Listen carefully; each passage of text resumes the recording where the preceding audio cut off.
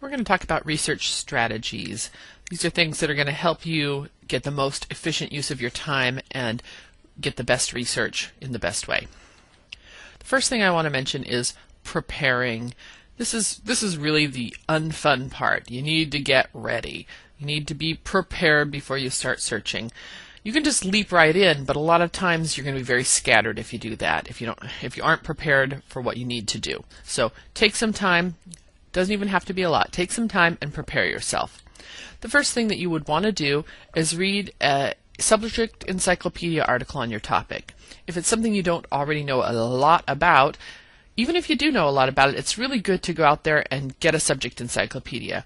We talked about subject encyclopedias a little bit in the basic sources area in previous presentation, and these are great for more detail than a general encyclopedia. A general encyclopedia like World Book or even Britannica, it's going to have a little bit of information about a lot of stuff, but a subject encyclopedia is going to be focused on one subject, and so they're going to give you more detail on some things, and it's really great. So maybe the Encyclopedia of Science and Technology or World Encyclopedia of Religions or whatever we're talking about. Find an encyclopedia, a subject encyclopedia, and find an article about your topic. And while you're doing that, take notes. You want to take notes of important people, concepts, acronyms, keywords. If these things are important enough to make it into the encyclopedia, that's a good sign. That's really going to be noteworthy. If somebody is really famous in a field, they're going to be in the encyclopedia article. You don't want to leave that mention of them off if they're really important to a topic, important to a field of study. So it's a really good thing to take a look at. Write down what you already know or want to research about the topic. Keeping notes might get you keeping notes about things is really helpful. You want to write things down, keep track of what you're searching for, what you have done.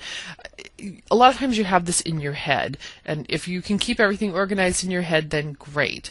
But typically, most people don't do that. Or you think you've got it all in your head, and then you sit down, okay, I have 2 hours to work on this today, I really need to work on it.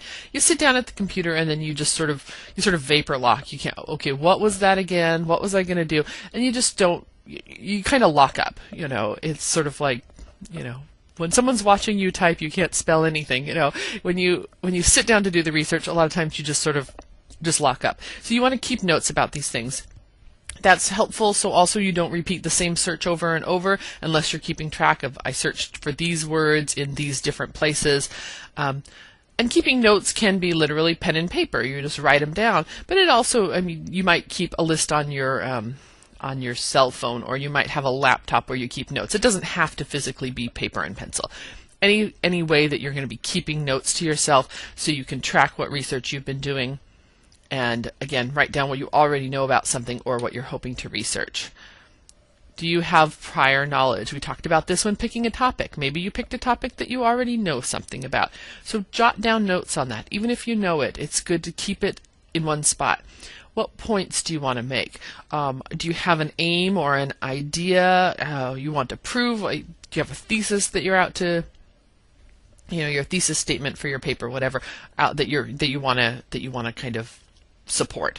So what is it that you're trying to aim at? And that really is also quite helpful to keep handy as you start searching, because as you find more and more sources, you're going to get distracted. You're going to go off on a tangent. You see something that looks good, and then you see something else that looks good, and then maybe next thing you know, you've got a bunch of sources which may meet the requirements. You're supposed to have 5 sources or 10 sources, but maybe they don't actually relate to each other in a way that supports one point. So you really want to be able to have that statement or what you want to research so you can go back and refer to it and make sure you're sticking to what you're doing.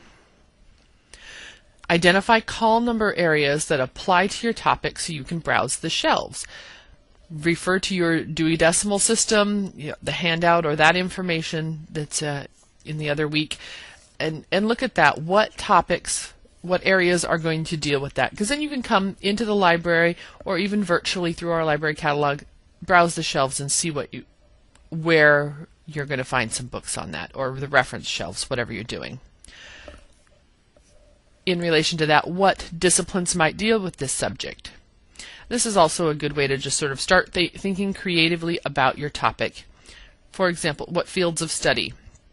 So if you're looking for something on how to market, or if you're looking for marketing information, well, that could be in a lot of different places depending on what aspect of marketing they're talking about. It could be psychology, it could be business, economics, it could be design, even graphic design, how to design something to please, aesthetically pleasing. So a topic that might seem like it's obviously in one place may have a lot of different aspects to it to make it to look for. There might be a lot of different aspects to it where you can find that topic.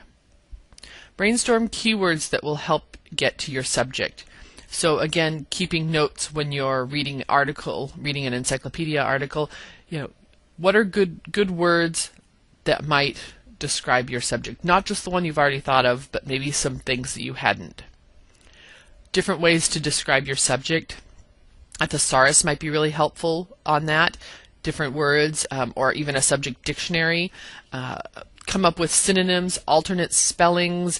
Is it the American spelling or the English, British English spelling? Is there something that means the same, etc. Keep notes of all this stuff so you have lots of options when you start searching.